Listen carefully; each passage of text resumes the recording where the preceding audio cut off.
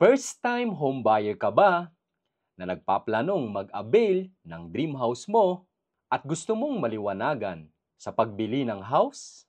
Well, ang i-discuss natin today ay mga maling akala sa pagbili ng house na maaaring ito din ang pagkakaalam mo at bibigyan nating linaw sa video na ito. Kaya naman tapusin mo ang video na ito hanggang sa dulo.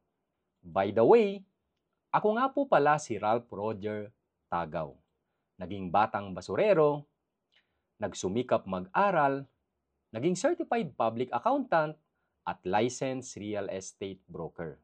At ngayon ay CEO founder ng RRCT Realty and Marketing Corporation na nakatulong na sa more than 2,000 home buyers na magkaroon ng sariling bahay. Bilang isang home buyer, ay may mga notions tayo sa pag-avail ng house. Iba-iba ang ating pagkakaalam at intindi sa konsepto ng home buying. Marami sa ating mga naging home buyers ay nung una, may mga haka-haka sila na inaddress natin hanggang nakapag-decide sila fully sa kanilang home buying journey. Madalas, ang mga wrong notions kasi natin ang pumipigil sa atin para makapag-decide totally na magkaroon ng sariling bahay. Ang problem is wala tayong mapagtanungan na mag-e-explain sa atin clearly about sa ating mga notions o maling akala. Kaya naman kami po sa RRCT Realty ay gumagawa at nag-share ng mga videos gaya nito upang ma-educate kayong mga home buyers. At itong mga videos na ito ang nagsilbing information sa mga home buyers sa kanilang decision na mag-avail ng kanilang dream home. Well, ito po ang 10 maling akala sa pagbili ng house. Number 1 na maling akala, may lipat agad. Lipat agad kapag naka-full down payment o full equity o lipat agad kapag ready for occupancy na yung ina-avail mong bahay. Ang basis ng paglipat ay hindi full payment ng equity lamang. At hindi din necessarily RFO makakalipat ka na.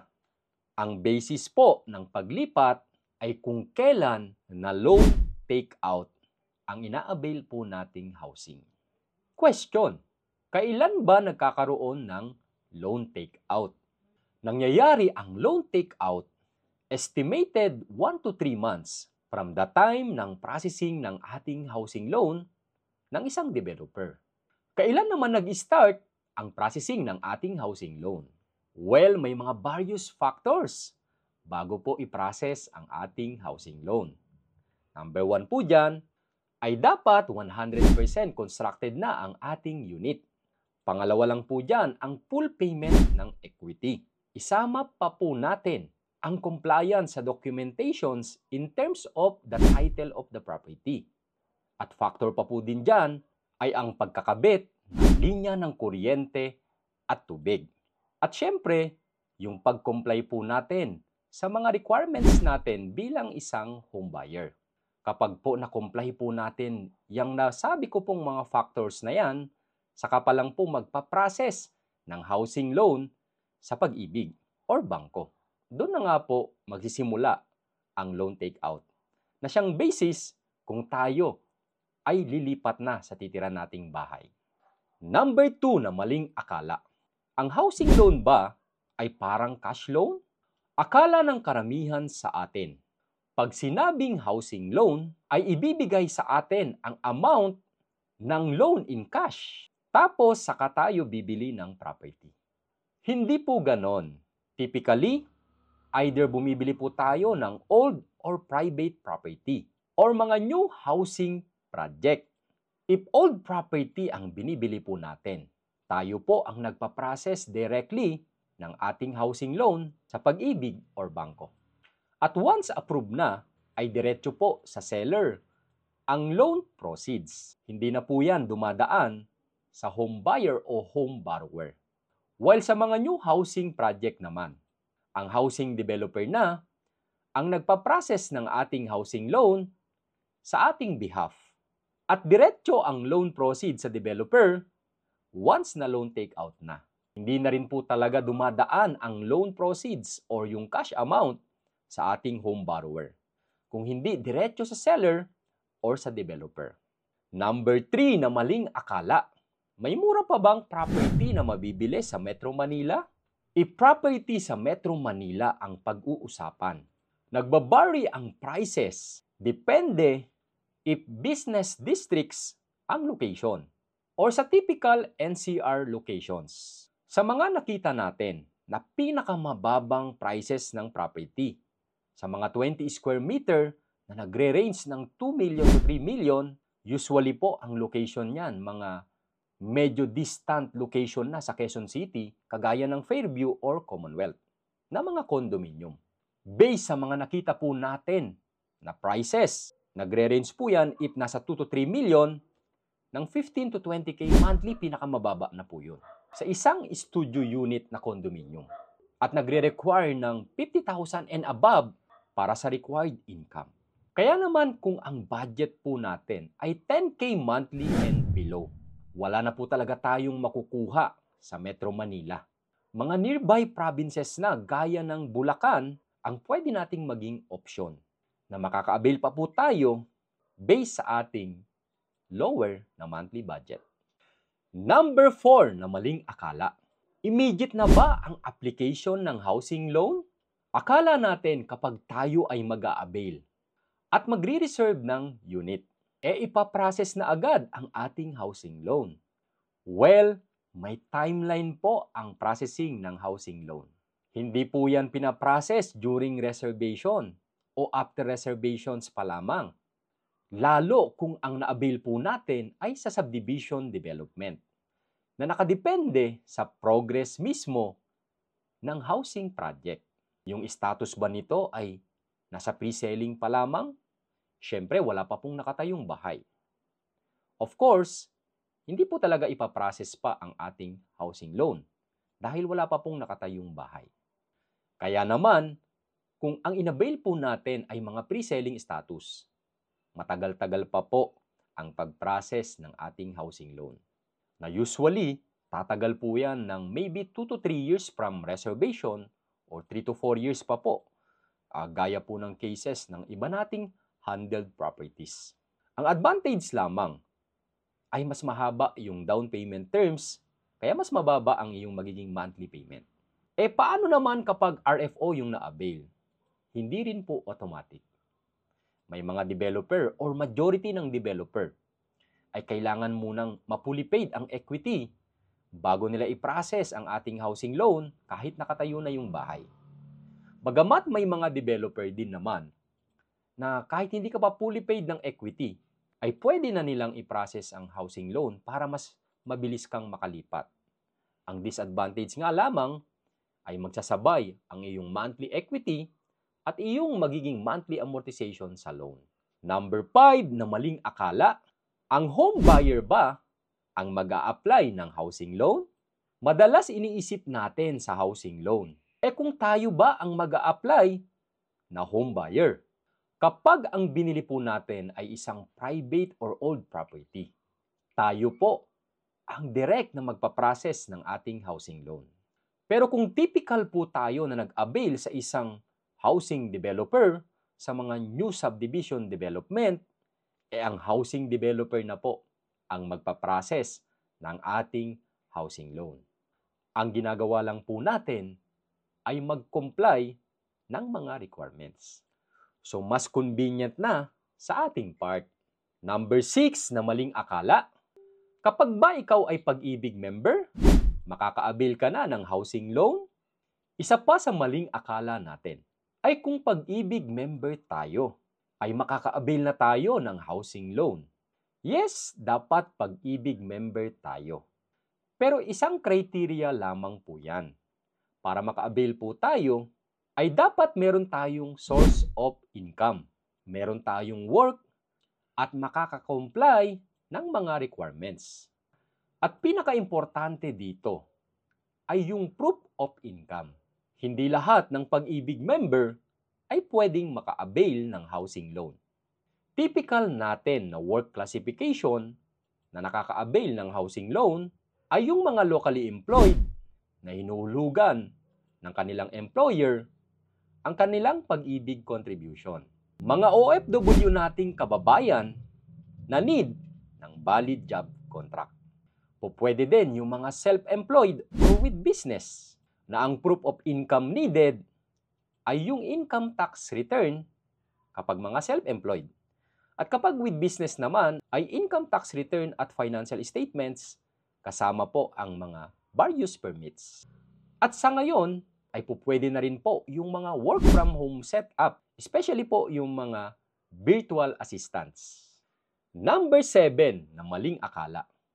Walang interest ang housing loan sa ating mga inquiries. Kinukompute natin yung totality ng ating magiging bayad sa buong loan term ng ating loan sa ating property. Of course, ang lalabas po talaga ay more than doubled ang magiging total ng lahat ng ibabayad po natin. For example, sa isang 1 million loan amount, nasa 6K monthly amortization po niyan sa 30 years. At ang total po niyan sa 30 years ay nasa around 2.2 million. So pag ganon ang ginawa mong pag-compute, magtataka ka, 1 million lang naman yung loan amount, tapos umabot ng 2.2 million lahat. Well, ang sagot po dyan ay dahil ang loan ay merong interest. In fact, sa atin pong example na 1 million loan na nasa 6K monthly sa 30 years na loan term, 6.25% per year po yan na interest rate sa pag-ibig. Note na kaya po tayo nakaka-avail ng bahay na worth millions ay dahil sa loan po natin na with interest. Ito po yung cost of borrowing money. At wala naman po yatang magpapautang gaya ng pag-ibig or bangko nang walang interest. Especially kung ang binibili po natin ay property na worth millions. So in short, kaya po malaki ang ating babayaran in total ay dahil po sa interest. Isipin na lang po natin, yun nga pong binabayaran natin na renta, nakagaya lang ng bayad mo sa bahay, yung renta, after po ng how many years na nagre-renta ka, hindi naman po mapapasa iyo ang bahay. Samantalang itong binabayaran mo na monthly sa utang mo sa bahay, mapapasayo po ito after a certain period. At pwede mo pang ibenta yan eventually. So, hindi ka po dyan lugi. Number 8 na maling akala. Salary ba ang basis ng housing loan? May mga nagme-message po sa atin. At sinasabi nung nag-compute po sila na ang pwede nilang i-loan based sa kanilang salary ay malaki naman compared sa property na binibili nila. At tinatanong, pwede bang i-cover lahat yung price ng property doon sa kaya nilang i-loan based sa kanilang salary? Let's say for example, ang salary mo ay 50K monthly. Ang 50K monthly, assuming pwede ka pa sa 30 years na loan term, ay qualified sa loan amount na 2.8 million sa 6% interest rate. Let's say ang ina-avail mong property ay nasa 2 million lamang. Ang ipapaloan ba sa iyo ay yung 2.8 million na pwede sa iyo based sa iyong sweldo? Or based sa loan amount ng actual property na 2 million lamang? Well, ang ipapaloan po sa iyo ay yung lower between po sa pwedeng loan sa iyo based sa salary mo at doon sa loan amount based sa actual property. At sa example po natin, ay mas lower po yung loan amount na 2 million ng actual property compared po sa iyong loan amount based sa iyong sweldo. Kaya ang ipapaloan lamang ay 2M. So hindi po automatic na ang pwede mong ma-housing loan ay based sa iyong salary. Kung hindi, ito po ay basis lamang kung qualified ka ba or hindi sa ina-avail mong property. Lalo kung ang hinahanap mong property ay lower talaga ang mga loan amount compared sa iyong capacity to loan. Ang pwede mo sigurong gawin ay maghanap ka ng property na close doon sa pwede mong i-loan based sa iyong actual salary.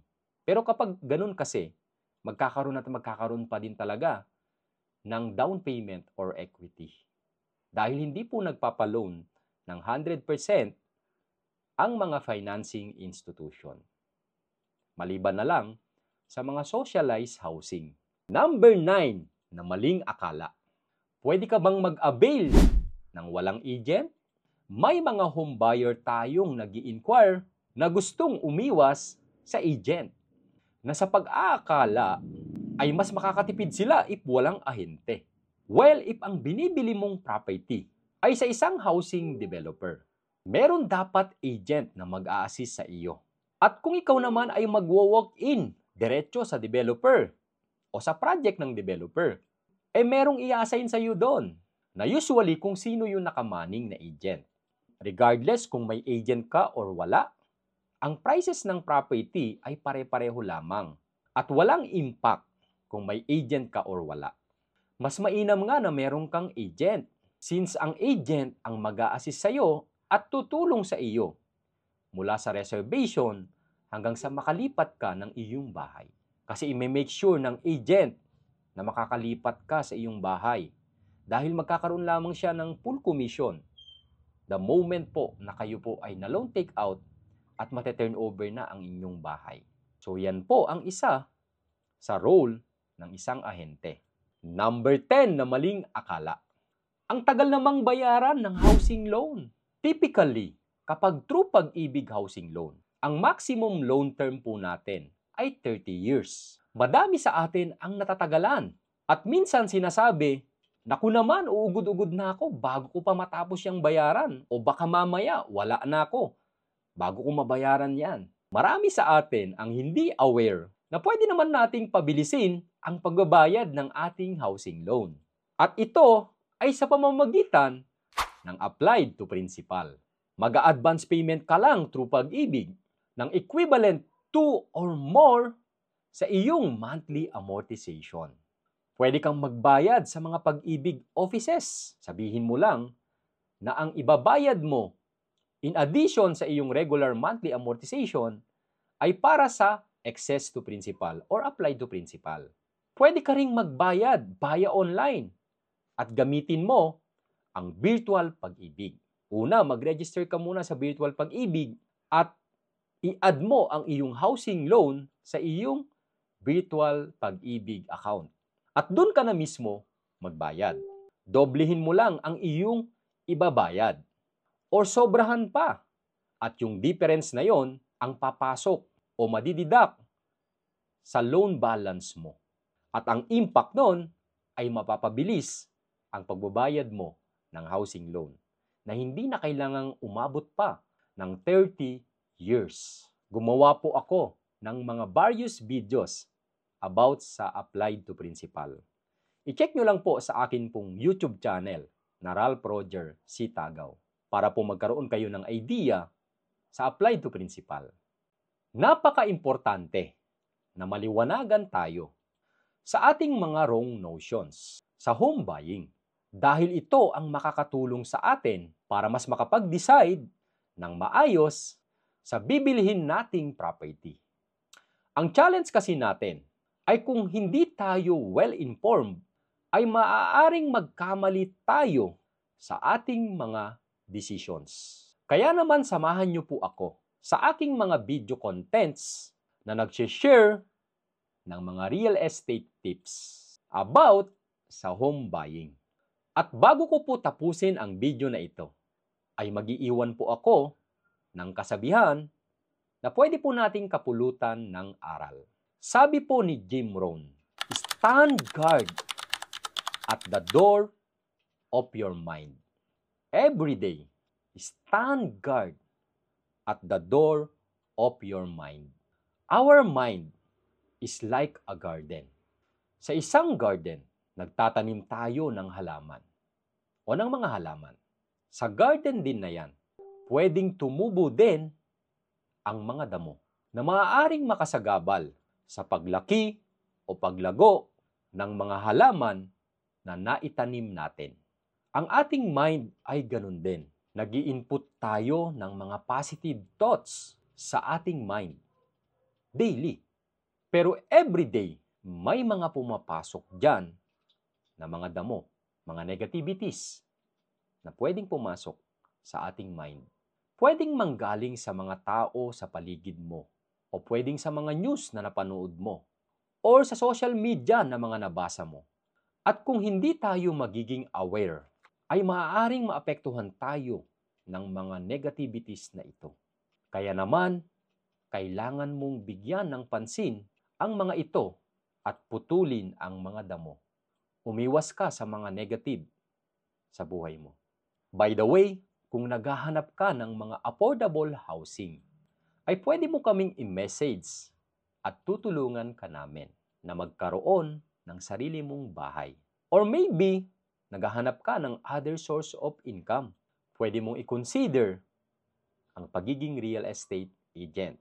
Pwede mong piliin ang RRCT Realty. Isa sa best at top realty na nakabase dito sa Bulacan. Dahil ang RRCT Realty ay kapartner mo sa pag-abot ng iyong mga pangarap.